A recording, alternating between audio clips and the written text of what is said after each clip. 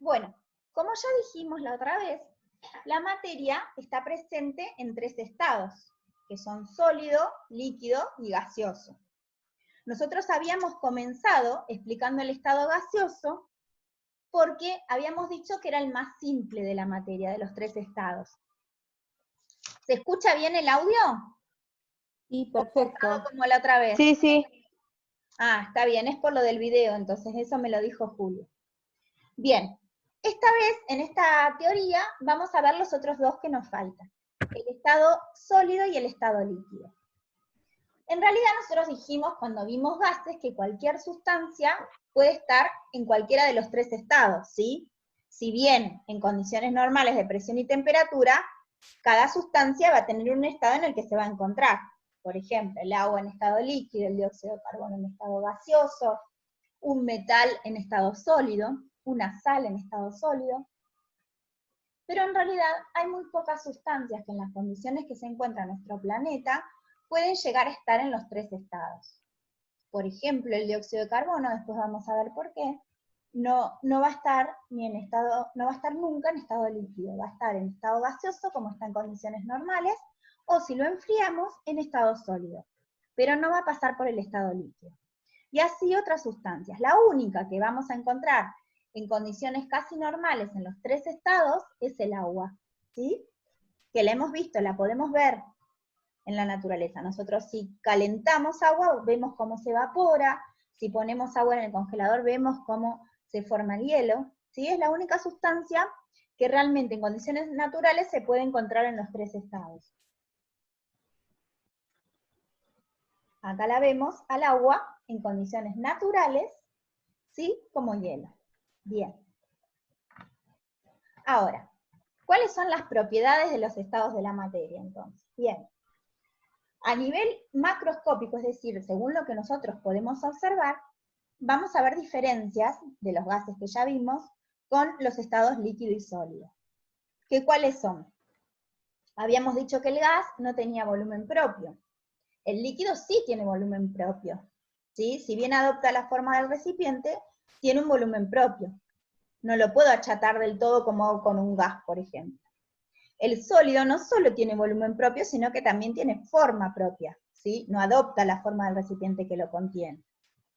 Después, cuando habíamos hablado de la densidad, habíamos dicho que la densidad de los gases es muy baja, ¿sí? Porque habíamos dicho que las partículas de los gases estaban muy separadas, ¿sí?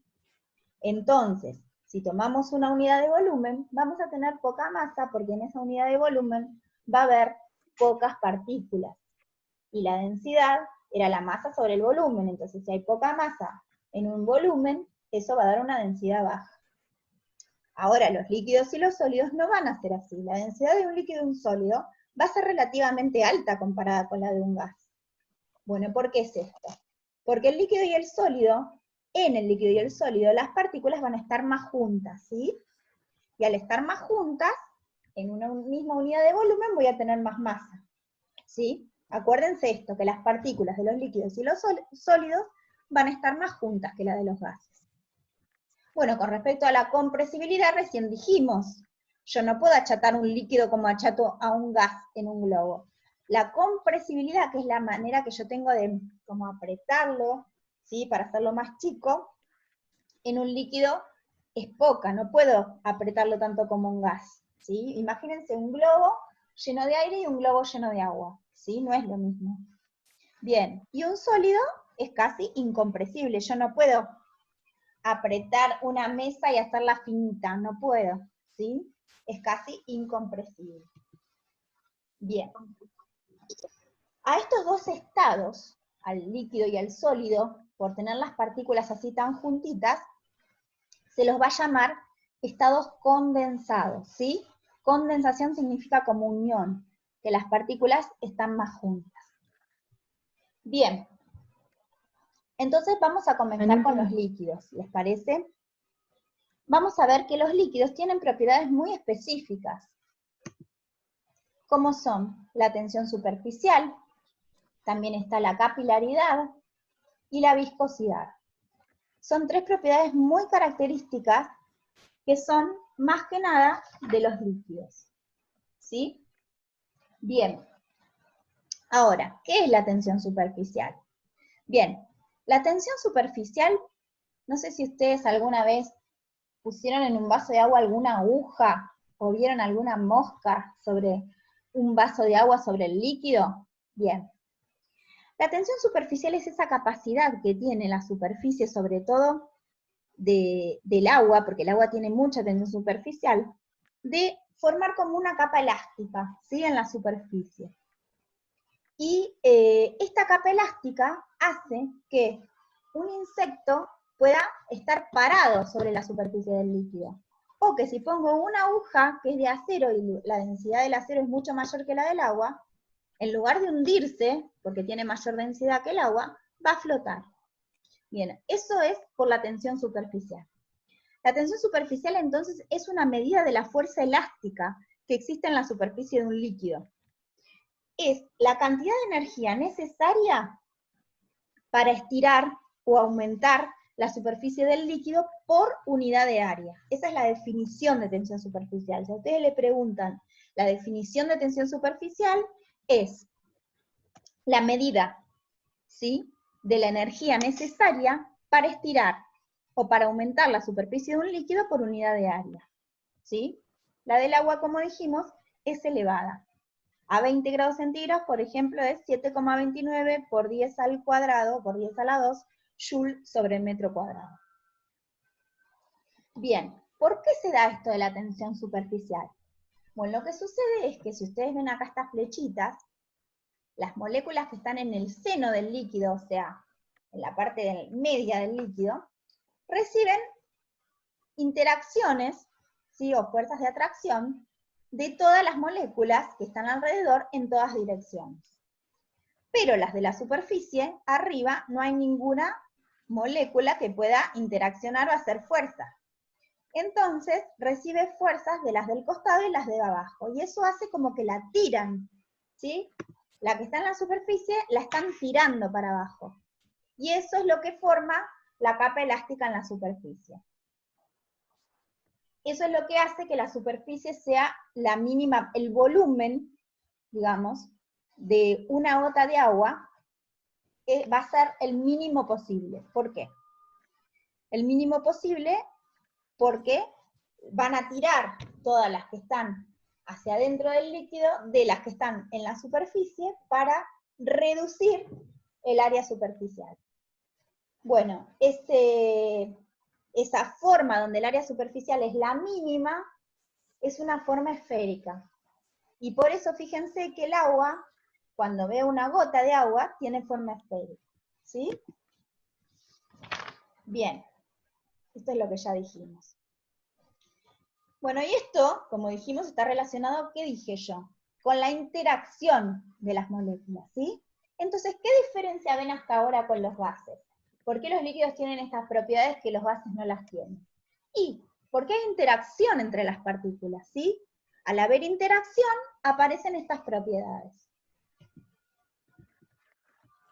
Bueno, otra de las propiedades, como dijimos, es la capilaridad. La capilaridad es el ascenso de un líquido por un tubo muy delgado. Y para eso hay que definir fuerzas de cohesión y fuerzas de adhesión.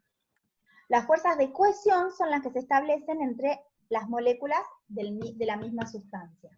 Y las fuerzas de adhesión son las que se establecen entre la sustancia y la superficie donde está esa sustancia. Por ejemplo, el agua tiene mayor fuerza de adhesión que de cohesión. ¿Por qué? Porque se adhiere más al vidrio de ese tubo delgado por el que sube, cuando hay capilaridad, que a las mismas moléculas de agua entre sí. En cambio, el mercurio tiene mayor fuerzas de cohesión, entonces las moléculas del mercurio se adhieren más entre sí que al tubo capilar. Por eso, el menisco del agua va a ser diferente del mercurio. ¿Qué es el menisco? Y el menisco es esa forma curva que toma la superficie del líquido, digamos, la parte más superficial del líquido en el tubo capilar. El menisco del agua va a ser cóncavo precisamente porque va a tender a adherirse todo lo que pueda a las paredes del vidrio, ¿sí? En cambio, el menisco del mercurio va a ser convexo porque va a tender a adherirse todo lo menos posible a las paredes del tubo capilar. Y van a tender a adherirse entre sí. ¿Sí? Bien. Si alguien no entiende algo, hable, porque por ahí voy muy rápido. Sí. Profe, yo tenía una duda que no alcancé a escuchar bien. Decime. Dijiste que los líquidos y los sólidos tienen un nombre especial, algo de no sé, no te escuché bien la palabra. El estado sólido y el estado líquido tienen un nombre especial que se llama fases condensadas, que es por la cercanía ¿Condensadas? es por la cercanía que tienen las partículas, que son mucho más cercanas que las de los gases. Ajá. ¿Sí? Gracias. No, de nada. Bueno, y por último, otra propiedad de los líquidos, que es también por las interacciones de sus partículas, es la viscosidad. La viscosidad, no sé si vieron alguna vez que si tiran con una cucharita la miel, no cae así como si fuera agua, ¿sí? ¿Por qué? Porque es más viscosa. ¿Y qué es la viscosidad de un líquido? Y es la resistencia que tiene el líquido a fluir, ¿sí? No la capacidad de fluir, la resistencia a fluir, ¿sí? Que se va a quedar más, o sea, va a fluir menos. Eso es la viscosidad. Ahora, ¿cómo podrían ustedes relacionar la intensidad de estas fuerzas que estamos hablando entre las partículas del líquido con la viscosidad? ¿Qué les parece? Cuando sea más viscosa es porque va a tener más interacción o menos interacción entre sus partículas. Más interacción. Muy bien, muy bien. Entonces, cuanto más interacción, va a ser más viscoso, ¿sí? Bien. Bueno. Yo no sé si algo de esto les quedó duda hasta ahora, porque vamos a empezar a hablar de sólidos. Hasta ahora lo que vimos son las propiedades de los líquidos, que son la tensión superficial, la capilaridad y la viscosidad. Ahora vamos a hablar de sólidos. Bien, si los líquidos tenían interacciones entre sus partículas, bueno, los sólidos muchísimo más. Los líquidos, las partículas de los líquidos, si bien hay interacción, es como que se pueden mover unas sobre otras las partículas de los líquidos. Hay un movimiento de desplazamiento, por eso también puede darse lo de la viscosidad. Profe, Sí. ¿podría volver a la diapositiva anterior? A esta viscosidad. Muchas gracias. ¿Eh? Sí, ahora la decía, para copiar la fórmula que dice abajo. Ah, eso es un ejemplo, ¿sí? Es la viscosidad del agua, como les dije, el ejemplo de la tensión superficial del agua, ¿sí? Es para que vean que no es tan fuerte, nada más, pero no tiene sentido ese dato. Bien, el estado sólido, entonces, como dijimos, las partículas van a estar mucho más juntas que la de los líquidos. Es más, el único movimiento que van a poder hacer las partículas de los sólidos es vibrar en sus posiciones. No pueden ni desplazarse unas sobre otras y, por supuesto, menos moverse libremente como la de los gases. ¿Sí? Hay dos tipos de sólidos que vamos a ver. Los sólidos amorfos y los sólidos cristalinos. Los sólidos amorfos son aquellos que las partículas, si bien están muy juntas, no forman algo regular, algo geométrico, ¿sí? Forman como algo abstracto, si ustedes vieran un dibujo de un sólido amorfo, de las partículas del sólido amorfo. En cambio, los sólidos cristalinos tienen una estructura regular de las partículas que se llama celda unitaria, que es repetitiva, ¿sí? Entonces tienen como formas geométricas los sólidos cristalinos. Y bueno, y esas celdas unitarias, que son la unidad de la estructura, digamos, del sólido, que es la que se va repitiendo, pueden tener formas geométricas como cúbicas, hexagonales, pentagonales, y dentro de las cúbicas, que son las más comunes, hay unas que se llaman cúbicas, centradas en las caras, cúbicas centradas en el cuerpo, que es, por ejemplo, en cada cara, en el centro hay una partícula del sólido, o cúbicas centradas en el cuerpo, que en el centro hay una partícula más de sólido, ¿sí? Bueno, eso que está dibujado acá el óxido de silicio, y este, que es el vidrio, el cuarzo, y esto es un polímero. ¿Qué pasa con esto? Esto es amorfo, ¿sí? Esto no tiene unidad repetitiva, no tiene una forma que se va a repetir como forma geométrica. Esto acá dice cristalino, pero no es cristalino. El cuarzo es amorfo. Bien, y el vidrio también es amorfo. Los cristalinos son, por ejemplo, las sales, como la calcita, el berilio, el apirita, que es el sulfuro ferroso. Bien, estas son las celdas que yo les decía. Esta es, por ejemplo, una celda cúbica, y esto es un sólido amorfo. ¿Ven que no tiene una forma geométrica como está dispuesto? Y así es como estarían las partículas de los líquidos. Si bien están juntas, pero no tienen una distribución, como tiene el sólido. Bien, acá está la diferencia entre sólidos cristalinos y sólidos amorfos. Los cristalinos dijimos que tienen formas geométricas regulares. Tienen las partículas, que nosotros llamamos partículas, que pueden ser, átomos, pueden ser iones, pueden ser moléculas, que están en posiciones fijas. Y el único movimiento que tienen es vibracional. Son anisotrópicos. ¿Qué significa anisotrópicos? Que sus propiedades físicas van a variar según la dirección en la que se midan, ¿sí? Y además tienen una temperatura de fusión definida, ¿sí? Eso todas las sustancias. En cambio, los amorfos, ya dijimos, carecen de una regularidad, ¿sí? No tienen una estructura regular, como es la celda unitaria. Y en lugar de ser anisotrópicos, son isotrópicos. Sus propiedades son iguales en cualquier dirección. Y funden en un rango de temperaturas, no tienen una temperatura definida de fusión, ¿sí? Bien, y esto era lo que hablábamos hoy de las cristalinas, que tenemos cúbica, tetragonal, ortorrómbica, romboédrica. Esta se llama monoclínica porque es como un paralelepípedo pero inclinado.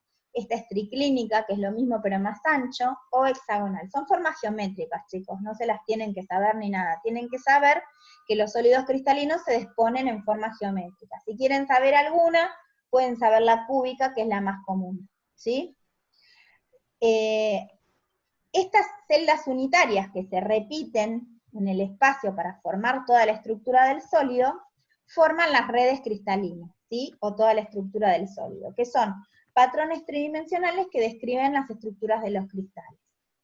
Y bueno, y tienen longitudes, axiales, ángulos, están definidas por estos ángulos. Ven que acá este ángulo es distinto de este porque este es recto y este no. Están definidas por ángulos, por largos, distancias, ¿sí? Y bueno, se estudian con difracción de rayos X. Acá hay ejemplos como la barrita de azufre, el berilio, un hielo. Bien. Y acá están las formas que decíamos más simples, las cúbicas, simples, las cúbicas centradas en el cuerpo, y las cúbicas centradas en las caras.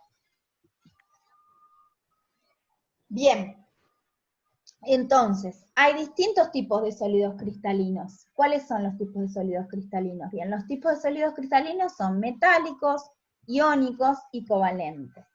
Los metálicos van a estar formados por cationes. ¿Se acuerdan cómo era la unión metálica? Que eran todos los metales con los electrones dando vueltas alrededor. Bueno, así también son, así son los sólidos metálicos, cationes, electrones deslocalizados. Obviamente que el tipo de enlace que van a formar es metálico, y bueno, las propiedades que tienen estos sólidos es que, de acuerdo al punto de fusión que tengan, van a ser blandos o duros. Eso no es una propiedad característica, porque hay metales que son blandos y hay metales que son más duros. Lo que sí van a tener es que van a ser lustrosos, vieron un metal que tiene brillo metálico, dúctiles, maleables, o sea que se pueda trabajar con ellos, buenos conductores del calor y la electricidad. Y acá hay algunos ejemplos. Después están los sólidos cristalinos iónicos, que van a estar formados por cationes y aniones. No te escucho, volver la cara está así. ¿No se escucha? ¿No se escucha? Yo te estoy escuchando bien, Anita. Sí, yo también lo sí. escucho bien. Sí, sí. Ah, bien. Bueno, estos sólidos iónicos van a estar unidos obviamente por enlaces iónicos.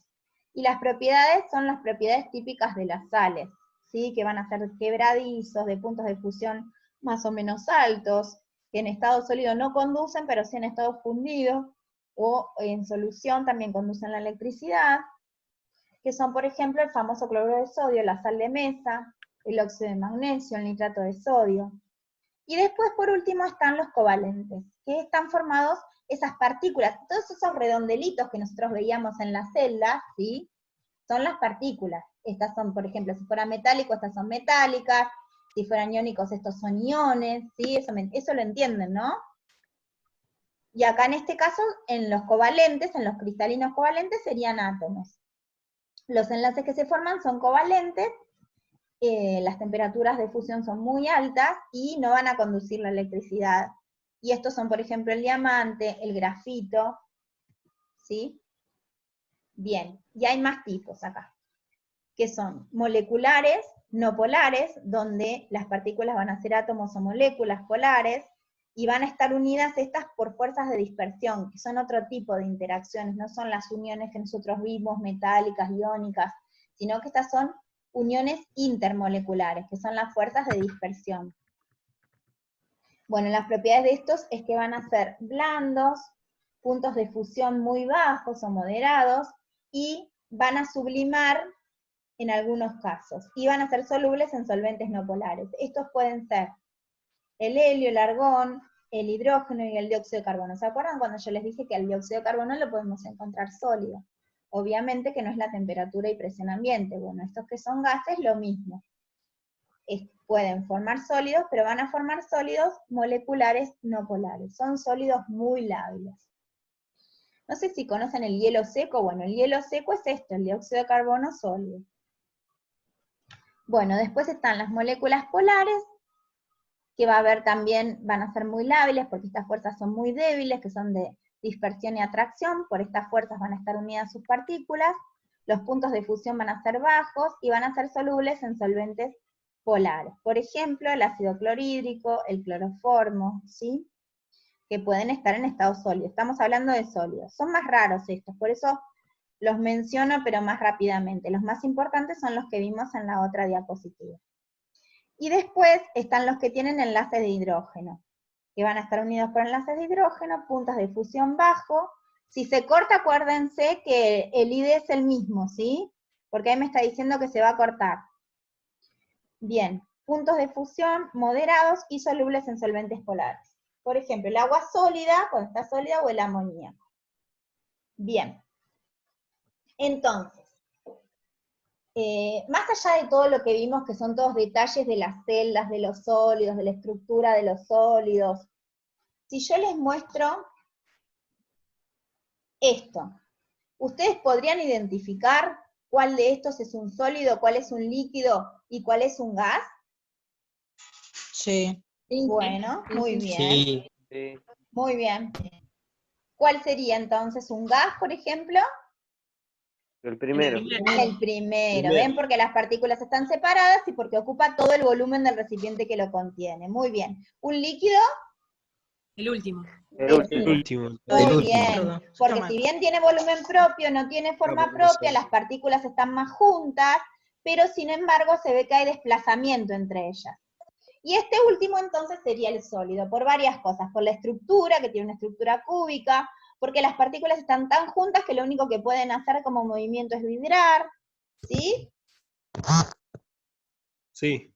Muy bien. ¿Y esto qué sería? ¿Un gas o un vapor, de acuerdo a la clase pasada? Un gas. Un gas. Bien, porque lo tengo a temperatura y a presión ambiente, no dije nada de que subía la temperatura o la presión, así que perfecto.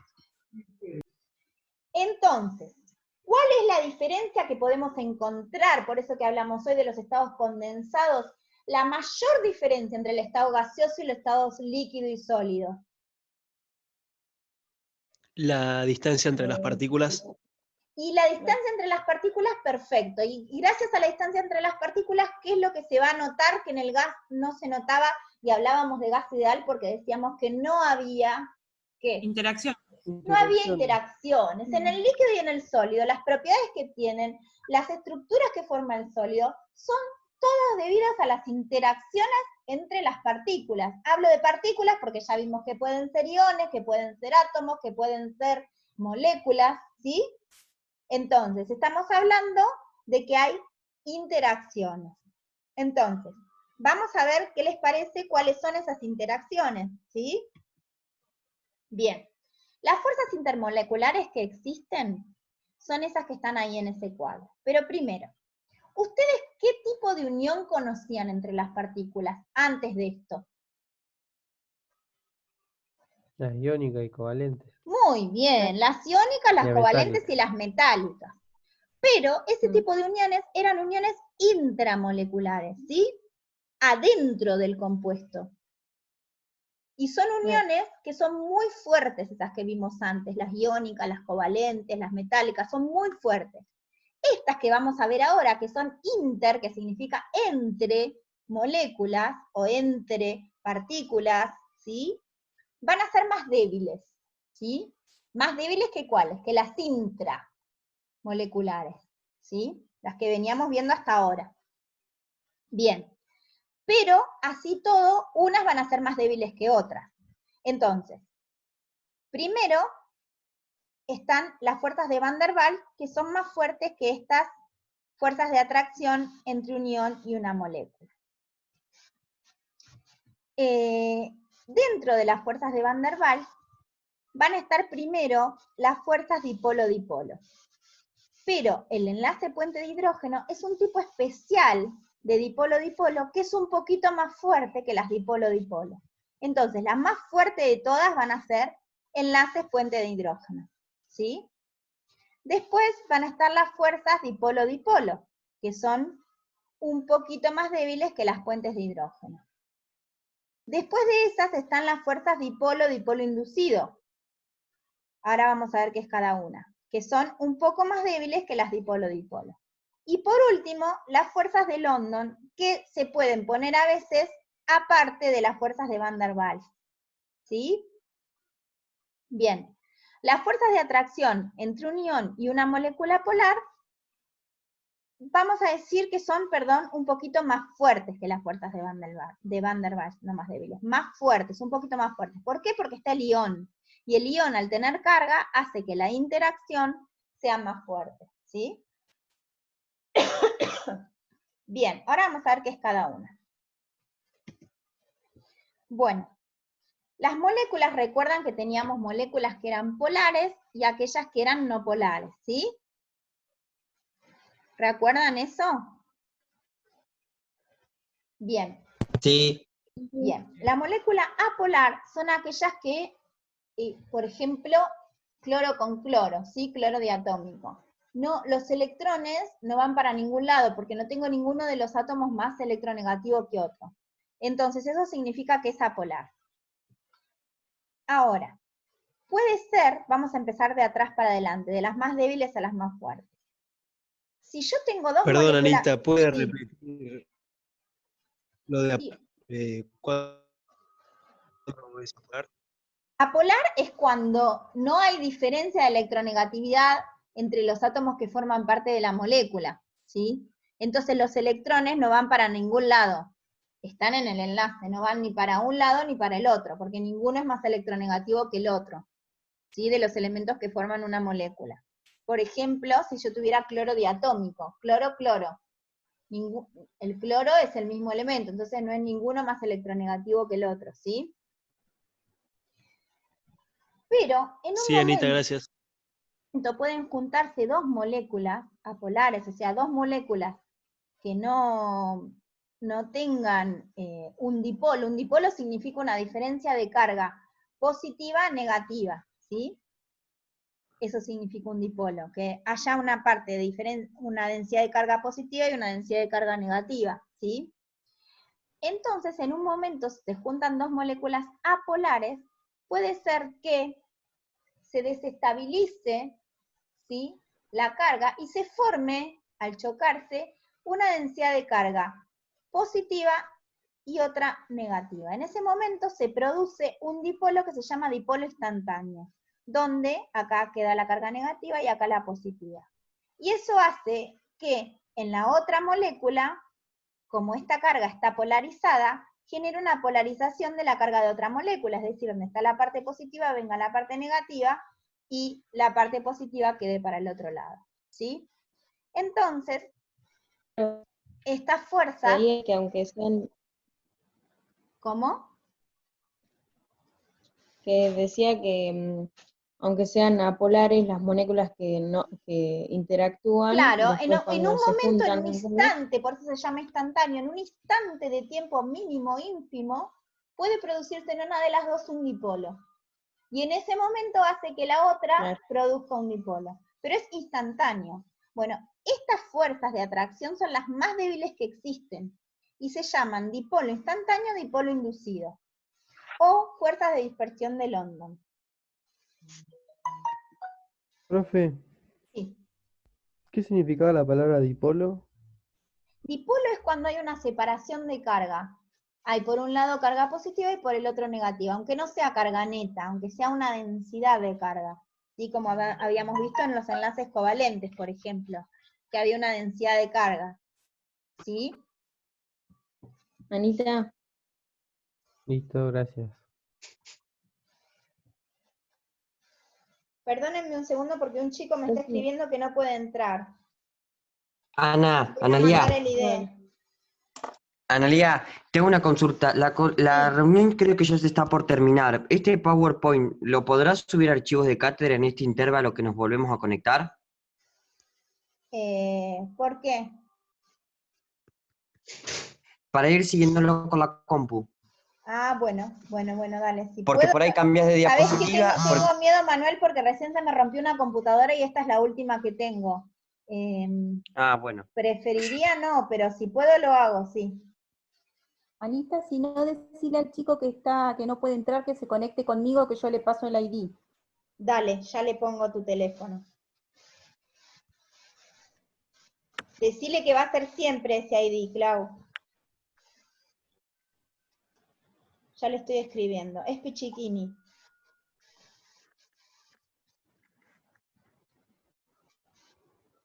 Bueno. Y hay alguien que en la computadora aparece como Redmi, que no sé quién es.